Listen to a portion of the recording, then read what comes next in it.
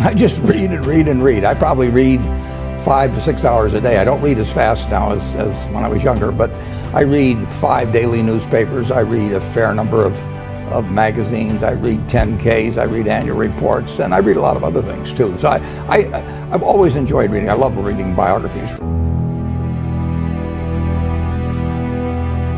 I always liked numbers.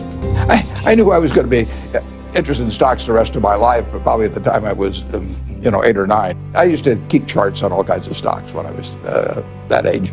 My aunt gave me a world almanac, so I memorized the population of all cities of any real size. But I just like numbers. It was not limited to business numbers at all. My grandfather had a grocery store, and I used to buy Coca-Cola from him in 6-packs for a quarter and sell them for a nickel each. I sold the Saturday Evening Post door to door. I sold Ladies Home Journal. I had all kinds of little ventures, not all hugely successful, I might add. I liked doing business early on.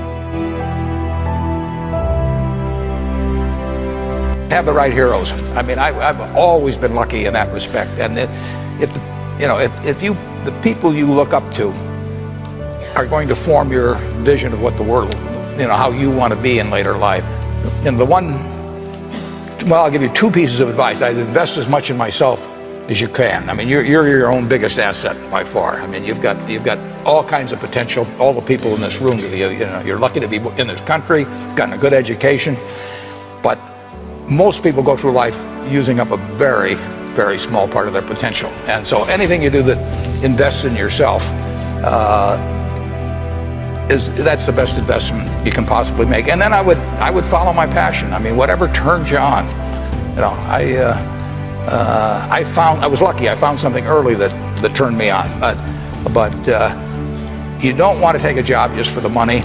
You don't want to take a job for an organization that you really don't feel good about, or work for people that you don't feel good about. You really want to be excited when you get out of bed every morning. And it won't necessarily be the job that you have 10 years later, but you'll be learning so much as you go along. And I took a job with Ben Graham, my hero, and I never asked the salary, and I found at the end of the month when I got my first paycheck what I was earning, because I just knew it was the right thing to be doing. So I would follow your passion. I can certainly define happiness, because that's what I am. I mean, I get to do what I like to do every single day of the year. I get to do it with people I like. I tap dance to work, and it doesn't diminish. It's tremendous fun. So success is getting what you want, and happiness is wanting what you get. Well, I don't know which one applies in this case, but I do know that I wouldn't be doing anything else. I mean, I do advise you, when you go out to work, go to work for an organization that you admire, people you admire, because it'll turn you on, and you ought to be happy where you are working. And I was just wondering, what would you consider to be the worst investment you've ever made? The worst investment I ever made? How long do you have? I've made some very bad ones, but that doesn't really bother me. It may bother the shareholders, but that's another question. You're going to make mistakes in life. I mean, there's no question about it. You don't want to make them on the big decisions, who you marry and some things like that. So there's no way I'm going to make a lot of business and investment decisions without making some mistakes. I may try to minimize them. I don't dwell on them at all. I don't look back.